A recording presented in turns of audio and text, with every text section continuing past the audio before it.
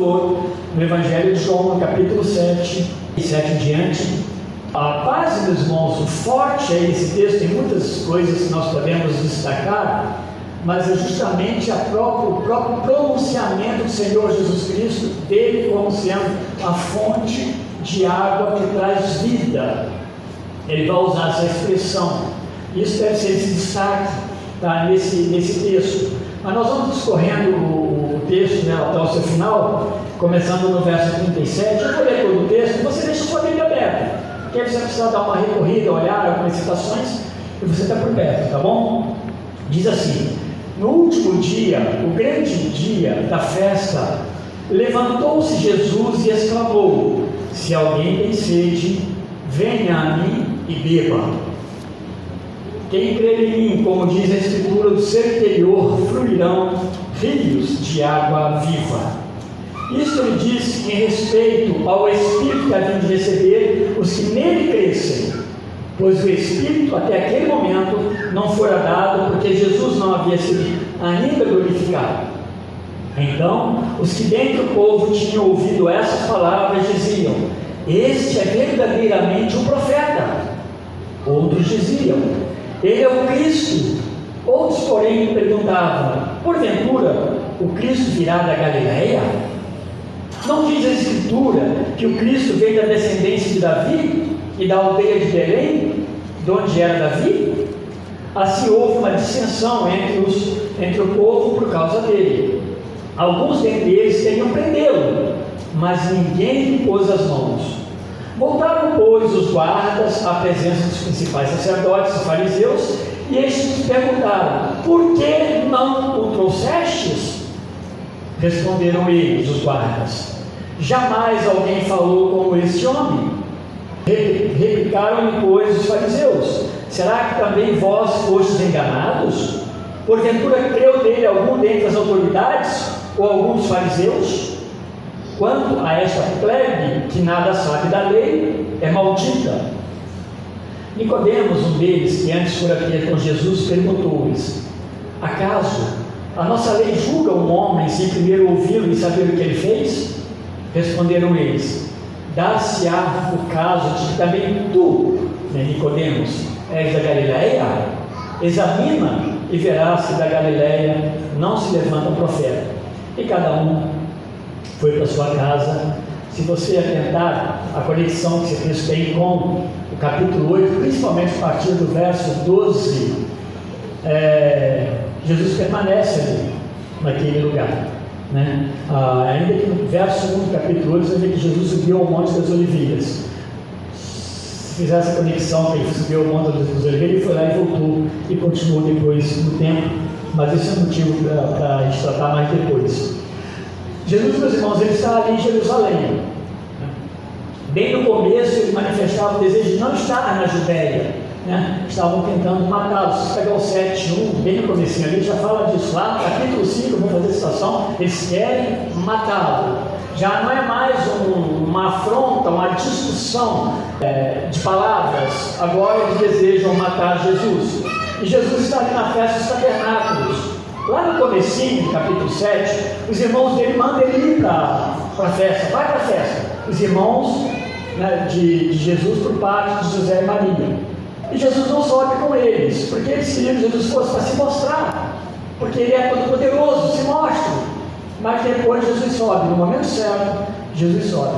A marca de João, nesses capítulos 6, 7, do 7, 8 e assim por diante, é justamente mostrar o Jesus direcionado pelo Pai nessa missão, tá? E aí vai mostrar a obediência de Jesus ao Pai.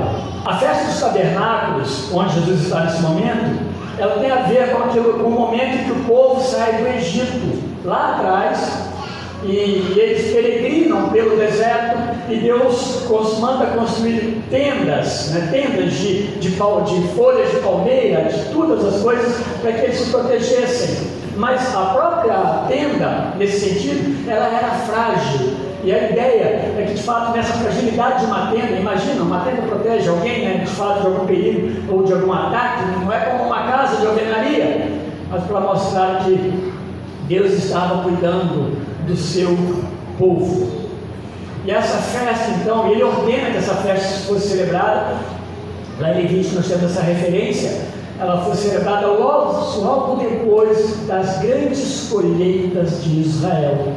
Então eles colhiam os produtos da terra, havia chovido, produziu-se muito, agora eles celebravam a festa de tabernáculos, e eles então agradeciam também pela colheita. Todos os dias da festa, os sacerdotes, eles derramavam, nos 7 dias ali, a Bíblia lá atrás fala que são 8 dias, diz que o 8º dia é o dia da finalização, na verdade, onde se parava todas as coisas. Eles derramavam água ao redor do altar do Senhor, enquanto também eram oferecidos diversos sacrifícios durante o dia pelo pecado do povo e por gratidão a Deus. Esse derramar de água pelos sacerdotes durante os dias da festa significava gratidão a Deus pelas chuvas, as chuvas que eram necessárias para as colheitas e para a sede do povo. É fácil nós imaginarmos Israel como um lugar muito árido, a chuva lá é muito importante, a água é muito importante. Dificilmente você iria ver alguém pegando uma mangueira d'água, e esquecer ela aberta em algum lugar ou lavar alguma coisa que não havia tanta necessidade de se lavar, porque a água era escassa. Muitos dizem, meus irmãos, que nesse 8º dia da festa era quando o povo encerrava, e nesse encerrar eles oravam, eles clamavam a Deus por chuva para o próximo ano e para a próxima colheita também. Esse 8º dia, um dia de clamor. E isso vai dar mais significação para essas palavras de Jesus aqui, porque Jesus estava atento a tudo isso, ele estava ouvindo, ele estava participando da festa, ele estava vendo tudo que estava acontecendo nessa celebração. Então ele faz esse discurso que nós vemos aqui, que ele diz assim: se alguém tem sede, venha a mim e beba. Quem crê em mim, como diz as Escrituras, rios de água viva correrão do seu ventre. E isso disse ele do Espírito que haviam de receber os que nele crescem, porque o Espírito Santo ainda não fora dado, por ainda Jesus não ter sido glorificado. Olha como João é muito certeiro, quando ele está escrevendo. De fato, o Espírito Santo vai acontecer lá na frente. Jesus ressurreto, Jesus no céu, e nós lemos em Atos que eles derramaram do Espírito Santo sobre eles. Então ele estava atento, ele usa agora essa oportunidade para falar de que havia uma água de que eles não tinham provado. Então ele amplia o sentido desse suprimento de água que eles tanto desejavam lá atrás no deserto, tanto eles precisavam que Deus fizesse milagres e que trouxesse água para aquele povo sedento. Moisés 2 vezes, por ordem de Deus, vai extrair água da rocha por milagre de Deus. A algum lugar lá no chão as águas eram amargas, águas de Mara, as águas são transformadas em água própria para beber, porque era uma necessidade, não tinha chuva, não tinha rios correndo por ali. Então, Jesus vai pegar esse sentido dessa celebração agora que eles estão fazendo, e ele vai aplicar para as necessidades mais importantes desse povo, dessas pessoas, que eram suas necessidades espirituais. Às vezes, o que se faz, as cerimônias e tudo isso não implica em fé, não implica no entendimento claro de quem é Deus e o que Deus deseja de mim ou de você. Às vezes as cerimônias e algumas práticas religiosas, elas sufocam o que Deus de fato deseja nos transmitir, nos ensinar. E aí vai se vivendo um cristianismo bem frágil e fragilizado, que não nos deixa ver o Cristo que de fato salva. Esse povo ali, os judeus, eles conheciam e eles desejavam esse Deus de fato provedor, o Deus que provinha alimento, que dava proteção contra os seus inimigos, o Deus supridor, que dava as águas e as chuvas no tempo oportuno para que aquela terra pudesse produzir tanta aridez. Mas eles não estavam saciados em suas almas. Essa é a grande necessidade nossa, nos nossos dias também, a necessidade da alma. As pessoas tentam se cercar de coisas e nelas tentam se satisfazer, mas há uma grande necessidade na alma do homem, e essa necessidade tão importante, só Deus pode satisfazer em Cristo Jesus. E Cristo está olhando para aquelas pessoas, como certa vez ele olhou para Jerusalém e ele chora, ele clama, sobre Jerusalém. Um povo andando para lá e para cá, todo mundo caminhando, todo mundo indo para o serviço, voltando, pedindo esmola e fazendo tantas coisas, uma religiosidade, mas eles não criam no Messias Salvador. Eles estavam cheios de religião, mas vazios de fato de Deus. Nesse cerimonial, meus irmãos, dessa festa já institucionalizada, no meio deles, eles praticavam ela já há anos, eles deveriam enxergar que ela apontava para algo muito maior que tão somente derramar águas, que não eram coisas erradas, orar a Deus por chuva. Deus tinha algo mais que eles precisavam enxergar para que eles de fato pudessem ver Deus. E é para essa necessidade que Jesus vai chamar a atenção de seus ouvintes e deseja conduzi-los nesse caminho. A sede da alma é a sede mais necessária que nós precisamos ser providos, todo ser humano precisa ser provido. Por outro lado, de forma infeliz, é a que mais tem achado fontes ilusórias para satisfazer. As pessoas sedentas da alma, elas buscam satisfação em si mesmas, ou em coisas que ela possa tentar suprir, mas não tem jeito, é muito mais simples de solucionar do que às vezes os homens têm. Muitas pessoas nesse desejo de fato e verdadeiro de satisfazer o desejo da sua alma, desejos espirituais, eles vão por caminhos tortuosos e errados, e por um pouco de tempo é satisfeito, mas depois a sede permanece. E é por isso que Jesus vai ser bem claro que beber desta água não tem mais sede nenhuma, porque há uma provisão. Mas muitos vão em fontes ilusórias, oásis ilusórios, para tentar suprir. Jesus está ali no pátio do templo, então ele anuncia que, como vindo da parte de Deus, lá no verso 29, nós não lemos agora, é o único que pode então saciar o quê? Saciar essa sede espiritual deles. O que está no verso 37. Se alguém tem sede, venha a mim e beba. Esse foi o melhor convite que eu recebi de Deus. Em plena sede. Eu me lembro, meus irmãos, tinha uma vez, eu estava dentro de um templo religioso, literalmente eu estava assim. Então, sendo um adolescente, dificilmente o adolescente americano está pensando nisso.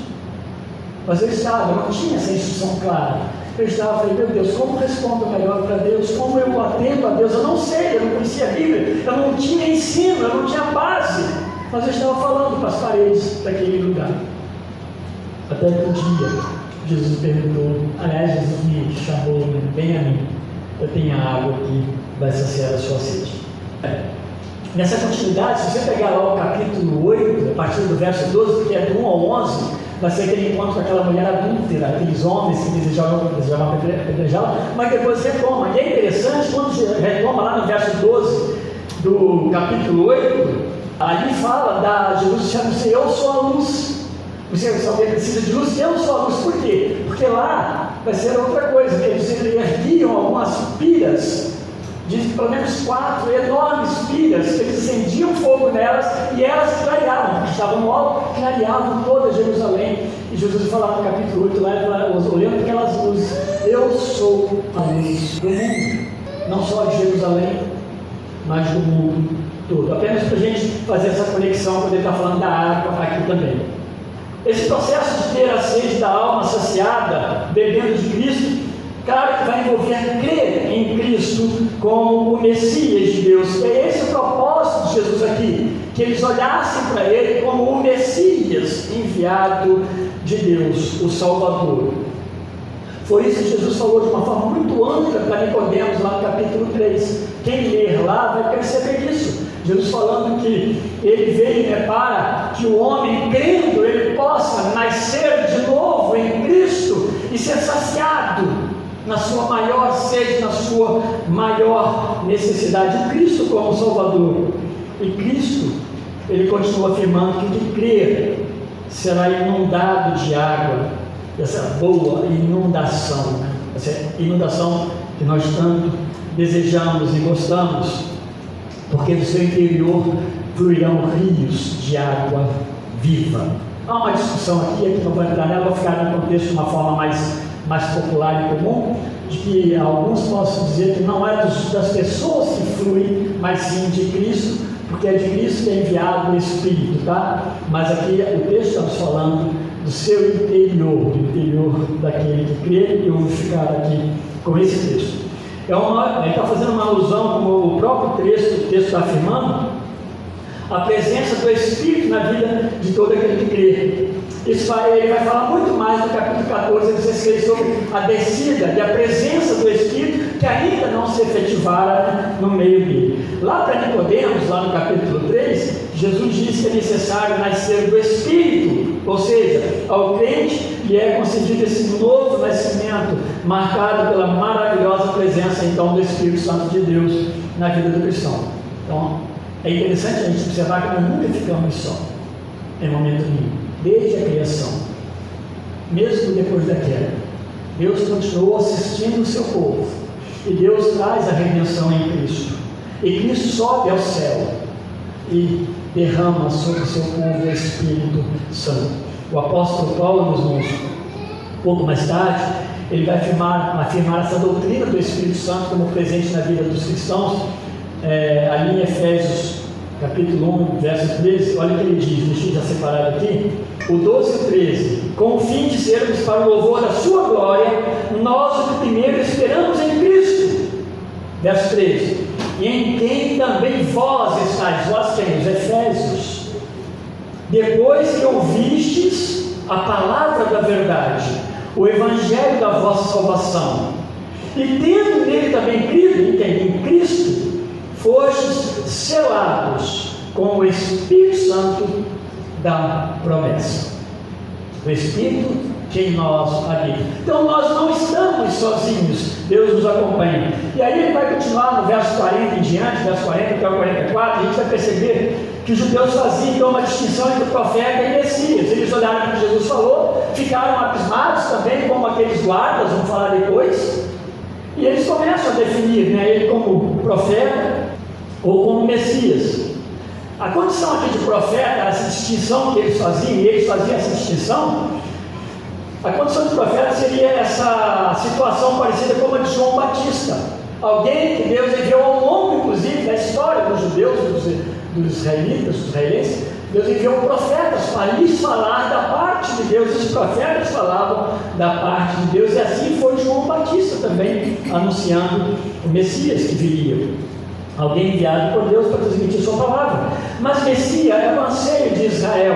Messias, alguns vão olhar como Messias naquele momento para Cristo, e o Messias encaixava-se nas profecias do reino davídico.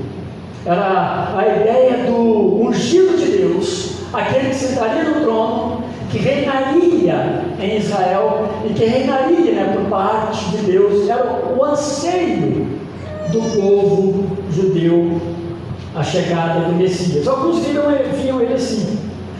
De certa forma, no âmbito geral de todo o povo judeu ali, eles não viam Jesus.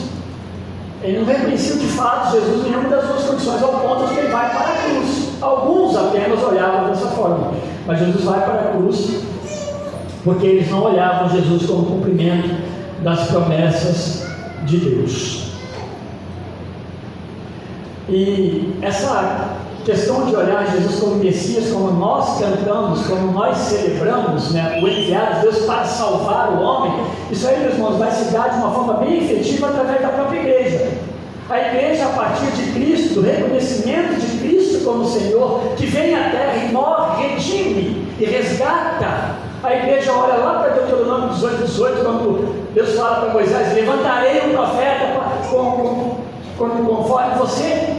Mais adiante eles vão fazer essa conexão desse profeta e desse Messias. A igreja vai fazer de uma forma bem clara e bem efetiva, mas não o povo de Israel. E aqui, meus irmãos, eles fazem, como faz lá no verso 27, Aqui ele volta no verso 41, olhar para Jesus então, Messias, né?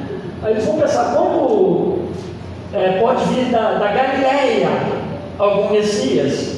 Porque na ideia deles, na concepção deles, a Galileia era tida como uma terra árida e miserável, com relação a produzir profetas, homens de Deus. A Galileia era habitada por muitos gentios, a Galileia era mais no norte, as coisas se davam mais aqui no sul, então eles se assustavam. E Jesus era da Galileia no aspecto da sua moradia, ele era de Cafarnaum.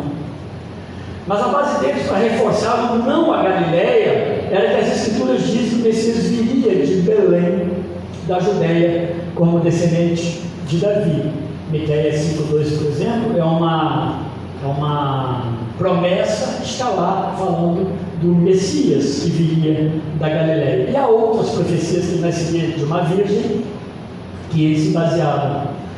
Tanto eles tinham essa aversão à Galileia, isso impedia aos olhos deles de Jesus ser Messias, que eles lá no verso 72, bem mais lá adiante, né, no finalzinho do nosso texto, eles vão replicar Nicodemos, eles vão dizer de uma forma até irônica: a Galileia não levanta profetas, não há profetas na Galileia. 2 profetas foram galileus, mas eu me lembro pelo menos um que é Jonas. Eu não sei se o outro. Eram galileus, então na cabeça deles chegou a lembrar disso, exceto Jonas, que é bem conhecido, né? E o outro. E vale aqui, meus irmãos, destacar que eles separaram esse Cristo que nasce em Belém, né? Desde criança, ele desce do céu, ele vem sob o poder do Espírito Santo, ele nasce em Belém, da descendência de Davi. E eles separam desse Cristo que agora morava em Cafarnaum, ali na Galileia. Não olhavam lá para trás. E ele estava ali junto deles, Cristo estava ali pertinho deles, falando para eles. Eles não tiveram cuidado, talvez, de examinar as Escrituras, olhando para Cristo e para a história do próprio Messias que estava ali junto dele. Eles procederam como está lá em Mateus 22, 29, quando aqueles saduceus questionaram Jesus: como vai ser o casamento lá no céu? Não é como se uma pessoa que casou com várias outras aqui na terra. Jesus explica para eles, mas já faz uma advertência: errais, não conhecendo as Escrituras Sagradas. Isso permanecia, porque eles continuam olhando nas Escrituras Sagradas. Estava ali diante dele o Filho de Deus comprovado pelas mesmas promessas das Escrituras Sagradas, pela própria sabedoria com que ele falava, pelos milagres que ele já realizara, porque esse é o tema central que vai definir a missão desse Messias, os milagres de Jesus, que João vai chamar de sinal. Lá no capítulo 20, verso 32, ele vai falar sobre isso, verso 31. Esses sinais foram feitos para que vocês vendo os sinais, creiam no Filho de Deus e neles tenham vida. Isso é maravilhoso, mas não estava acontecendo. E aí surgem essas divisões entre eles por causa do Jesus Cristo, no verso 43 e 44. Lá no verso 27, Jesus diz que veio de Deus. E naquele momento, no verso 32, vai dizer então que eles mandaram guardas para prender Jesus. Que guardas eram esses? Eram guardas do templo. E esses guardas foram atrás de Jesus. E aqui do 45 ao 47, a gente vai agora caminhando para o final, essa polícia do templo eram guardas da tribo de Levi, eram levitas, porque eles trabalhavam ali no templo. Eles não eram guardas truculentos, aparentemente, como muitos, que quando são mandados para uma missão, eles cumprem aquela missão, nem que tem que trazer o cara morto. Não era o caso deles. E eles foram lá no verso 32, lá atrás, eles foram atrás de Jesus, para pegar Jesus, e agora eles retornam. Verso 45 e 47 relata isso aí. Então, meus irmãos, eles retornam, mas eles retornam sem Cristo, sem o Messias, sem Jesus, né? Como eles chamavam. Então, Deus ainda não determinara o tempo para essas coisas acontecerem. João relata muito isso. Ainda não era o tempo de Deus. Mas as palavras que aqueles guardas disseram quando eles chegam de volta, eles ficam estonteados ao ouvirem Jesus. É como se eles ficassem paralisados diante daquilo que eles deveriam fazer. E eles voltam e dizem: jamais alguém falou como este homem. Isso, meus irmãos, é algo maravilhoso, porque as palavras de Jesus, elas são compreensíveis, claras para nós, mas elas são profundas. Ninguém conseguia, pelas palavras dele, cercá-lo e fazer com que ele caísse nas armadilhas das palavras, coisas que é muito comum nos nossos dias. Não falam que aqueles que falam muito correm muito risco também de serem pegos nas suas próprias palavras, aqueles que escrevem muito. Tem que tomar muito cuidado com o que nós falamos, então, e com o que nós escrevemos. Mas em Jesus não, quando você pega o capítulo 8, verso 1 ao 11 da mulher, é interessante, porque ali Jesus conseguiu, meus irmãos, debandar uma multidão de pessoas com sangue nos olhos, desejando matar aquela mulher, e não havia outro veredito para Jesus dar. E ele sabiamente fala que aquelas pessoas vão embora, porque era um homem sábio. Então não é difícil imaginar alguém ficar maravilhado ao ouvir o Evangelho de Jesus, a palavra de Jesus. Talvez foi o que aconteceu com muitos de nós, com certeza aconteceu, mas teve aquele momento ouvindo a maravilhosa palavra de Jesus, nós ficamos assombrados. Como pode? Como eu demorei tanto para entender isso? Ele falava, talvez como um rabino, né? Com toda a eloquência de um rabino. Ele falava como um profeta, ele falava como um Messias, ele falava como um rei. Isso deixou aqueles guardas maravilhados. Ele não frequentou escola famosa de nenhum mestre, ele não tinha nenhuma ligação com realeza nenhuma. Havia sabedoria, autoridade, havia segurança nas palavras de Jesus Cristo. Aqueles que ouviam Jesus, eles não tinham para onde escapar. Nicodemos foi impactado por Jesus Cristo, e ele era um mestre em Israel. Ele foi impactado. Ele, quando ouviu Jesus como mestre, apresentou como mestre, e quando ele ouve Jesus, ele se apequena, porque há alguém maior do que eu. João Batista reconhece isso de uma forma muito óbvia e clara. É necessário que ele cresça sempre e que eu diminua. E quanto mais nós nos diminuímos, nos humilhamos, mais nós conseguimos compreender as palavras de Jesus, os discursos do Senhor Jesus Cristo. Não havia contradição. Ele afirmava as profecias do Antigo Testamento. É por isso que eles voltaram estupefatos, é por isso que eles não prenderam Jesus, é por isso que cremos e seguimos a Cristo, porque as suas palavras apontam os nossos pecados e necessidade de crer nele. A palavra de Jesus nos aponta como pecadores, mas também nos mostra como nós somos libertados dos nossos pecados. Essas são as maravilhas, é por isso que há uma igreja aqui e em outros lugares também, porque são o corpo dos conversos, daquele que ouviu e que ficou maravilhado, não apenas maravilhado, mas por ouvir e ficar maravilhado. Houve transformação de dentro para fora. Isso é maravilhoso, meus irmãos. É por isso que nós cremos. Foram os ensinos de Jesus que deixaram Nicodemos balançando na sua estrutura religiosa. Nicodemos já não era mais o mesmo, e ele é questionado nesse texto também, porque agora as suas estruturas, tudo aquilo lá que foi concebido, já não tinha mais sentido se tirasse Jesus Cristo. Ele só fazia sentido com Jesus Cristo. E eles até falam para Nicodemos, no verso 52, você também é da Galileia para defender esse Cristo? Eles são irônicos, né? Mas é assim mesmo. Aqueles líderes, meu irmão, não somente afirmaram que jamais creriam em Jesus Cristo, como amaldiçoaram, no final do texto aí, você pode perceber, aqueles dentro do povo que creram, como se nada soubesse das Escrituras.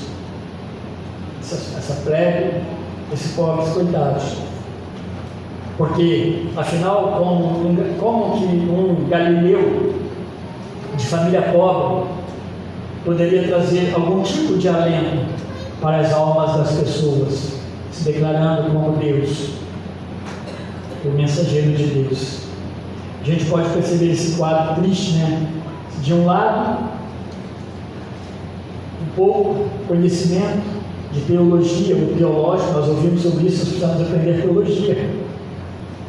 Mas aqueles que tentaram firmar a sua fé e seguir Jesus pelos milagres, pelo menos que viram e falaram, olha, não pode ser outro, é esse mesmo. À noite eu vou discorrer um pouquinho antes no texto anterior. Vou falar sobre essas questões dos profetas messias que se apresentaram ao longo da história. Mas como seguir um homem desse tipo? Ele não pode cuidar de nós, da nossa alma. E aqui a gente vê, então, esses que não conheciam, viram os milagres e seguiram. Talvez vão seguir por um tempo sem entender a salvação, mas seguindo, quem sabe vão compreender o plano de salvação. Aqueles que possuem um profundo conhecimento, uma teologia refinada, mas não conseguem ver o Salvador. Não conseguem enxergar o Messias na simplicidade da forma como ele veio e se apresenta. Eu quero concluir, meus irmãos, para que a gente pense alguma coisa nesse sentido. Todo homem, ele possui uma mesma e uma maior necessidade na sua vida, que é justamente a necessidade de Cristo. Todo homem. A maior necessidade do homem não é o seu emprego, o seu bom salário para dar uma boa vida para a sua família. Muitas pessoas se perdem nisso. Isso é importante? Claro que isso é importante, mas isso ocupa a sua fé, ou seja, o seu coração, preenche o seu coração. Como eu disse no começo, vai ser momentâneo, vai ser passageiro. Pode ser outras coisas, mas ao longo da história, muitas pessoas, elas creram, desde a queda, elas creram em Cristo, elas creram em Deus, na promessa de Deus, do Messias. Lá no passado, aquilo que eles não viram aqui, na cerimônia, lá no passado, muitos foram ouvindo e crendo. E eles foram salvos ao longo do Antigo Testamento, da história do mundo, até os dias de hoje. Muitos vão crendo e vão sendo salvos. E essas almas, as almas desses que já morreram em Cristo, elas estão se deliciando na presença de Deus. Um dia Deus consumará todas as coisas com os corpos e a alma. Mas muitos foram apenas, e são ainda hoje, apenas seguidores. Talvez seguidores eventuais, que são movidos por alguma curiosidade ou uma necessidade temporária, ou necessidade qualquer, e isso faz se aproximar de Cristo. Talvez alguma coisa legal, mas ainda não é um entendimento como aqueles primeiros que creram em Cristo Jesus. Mas há aqueles que repudiam ao longo da história, e até os dias de hoje, a possibilidade de render-se ao Senhor Jesus Cristo, o Rei que morreu na cruz, aquele que ressuscitou, garantindo a reconciliação do homem com Deus e também a vida eterna.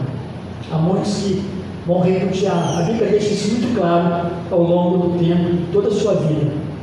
Mas Jesus afirmou que somente nele a nossa sede de Deus, essa que tem sido buscada em tantas fontes, como eu falei, dinheiro, bens, prazeres do nosso próprio corpo, distrações, médicos, remédios, pode imaginar uma lista de coisas aí. Somente em Cristo, essa nossa necessidade, essa nossa sede será plenamente satisfeita. Só assim, em Cristo Jesus, como aquele que é a fonte da água, que mata a nossa sede. Meus irmãos, pensem na sede de fato como algo que nada mais satisfaz senão a água, e de preferência uma água boa, se for possível geladinha. Não dá para colocar refrigerante, não dá para colocar café, não dá para colocar leite, tem água nessas coisas, mas precisa água pura, água boa. Só assim, quando nós provamos de fato a água de Cristo, essa água, essa fonte que jorra de Cristo, assim nós somos satisfeitos plenamente. Amém. Nós adoramos a Deus, nós glorificamos e podemos dizer, oh glória a Deus. A gente pode afirmar que nós temos verdadeira paz no nosso coração. Amém. E aí, meus irmãos, todos que são salvos por crer em Cristo, são a habitação do Espírito Santo de Deus. Isso é muito importante. Esse Espírito habita em mim, né? É uma honra, é um privilégio, uma tremenda responsabilidade. Todos aqueles que são chamados a Cristo são chamados a uma aliança de responsabilidade com Cristo, de servir, de adorá-lo, de testemunhar de Cristo, de ser de fato cristão, não apenas nominal. Quando se responder, você crê em Jesus? Sim, eu creio em Jesus. Não, mas eu sou da primeira igreja batista. Não, eu creio em Jesus porque Ele fez uma grande obra na minha vida. Amém. Louvado seja Deus, meus irmãos, que Deus nos ajude a afirmar a nossa fé, a fortalecermos em Cristo Jesus. Você que talvez ainda não tenha compreendido isso de uma forma muito clara, compreenda, sem Cristo a sede permanece. A gente gasta, vai, cansa, morre de sede. Mas em Cristo há uma paz que só Ele dá. Amém. Deus conforte, console e alegre o nosso coração em Cristo. Amém.